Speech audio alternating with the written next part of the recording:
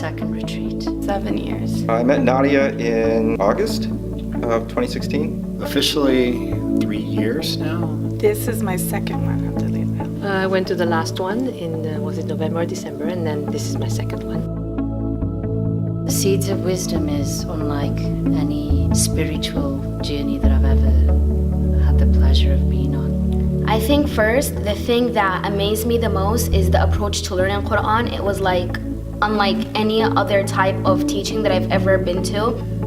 It's a very innovative approach to learning about Islam, or learning about the Quran, about the Prophet, peace be upon him, that has the goal of being transformative.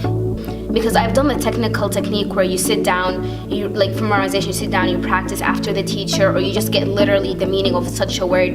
But with the Good Tree approach, you're not just taking the literal meaning, but you're getting that deeper meaning behind the words. You're connecting it, like those words come to life and you apply them to your own life. So it stops at one point from being just a book that I read on a daily basis to something that I apply to my own life, and it has so much more meaning to it because I can actually use those words and I can apply them to situations in my life.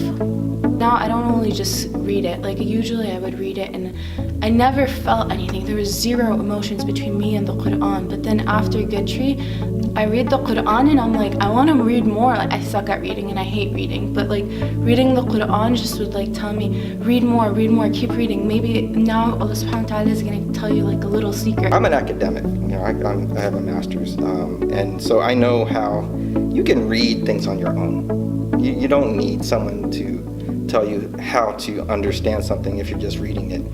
But Good Tree and Nadia show me that there are the words that are written in the Quran, but if you look at the actual breakdown of each fruit and the words themselves, there are layers of meaning that you can get from just what these simple words are. They're simple words with very complex layers of communication. And so I think that's important for someone who's like me, who's trying to decide if they're going to convert to Islam and to understand to this depth in the beginning. That's what hooked me in, was not the academic sense, even though I'm an academic. When she was able to show there's an academic understanding and then there's an emotional connection, that is what really hooked me.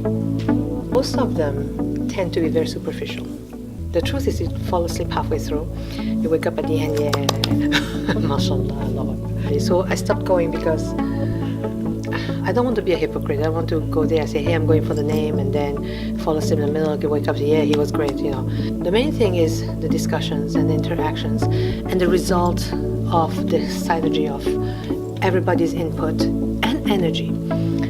You feel that energy in the room when people start discussing very important topics and how people's actual life experiences as well as their own feelings about things, and how something could have 3 or 4 or 5 different points of view and they're all correct, and then we become richer because of that.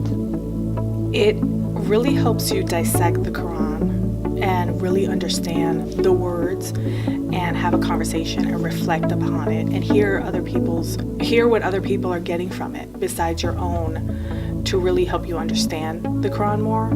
Because if you're talking more about it and discussing it more, it helps me remember more. It's not a talk necessarily. It is a talk. It's actually a talk. It's a discussion. Everyone gets to participate. So I get a piece of knowledge, a piece of wisdom from all the participants, which you have an array of different cultures, and you've got males and females, and you've got a high schooler in there, and then you've got, you know what I mean, like grandmothers in there. So the amount of knowledge, the amount of wisdom, the amount of inspiration that gets to be shared in that room, because it's not just one person's perspective and then whoever has the courage to raise their hand and ask a question, because that's usually how class goes, right? This is a classroom / workshop / you know what, sometimes I feel like it's like a party. It's like we're all getting to know each other too. I've bonded with so many people. You have perfectly juxtaposed all the best things about learning, teaching, and community.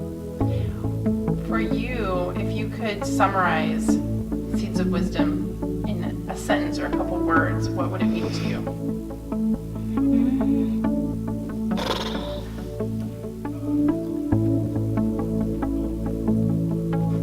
Man, that's hard. Be faster for me to tell you what it has not.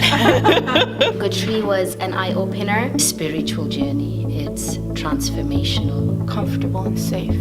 Amazing. Alhamdulillah. Emotional connection. It's a good tree. I mean, it's a good tree. Powerful, love, long-lasting impact. I know those several words, but you can connect them. So. My favorite quote is, use the talents you possess, for the woods would be very silent if no birds sang except the best. And I've always loved that because I never thought I was good at anything, necessarily like really good at something. I'm one of those jack of all trades where I'm like good at like everything, but I'm not like the best at anything. And I just was like, well, I gotta find what I'm the best at so that I can do that and like be a contribution. And this weekend has just affirmed that was the right quote for me to latch onto and love, and that's the one that touched my heart. There are 7.2 billion people on this earth, and every single one of us is a contribution.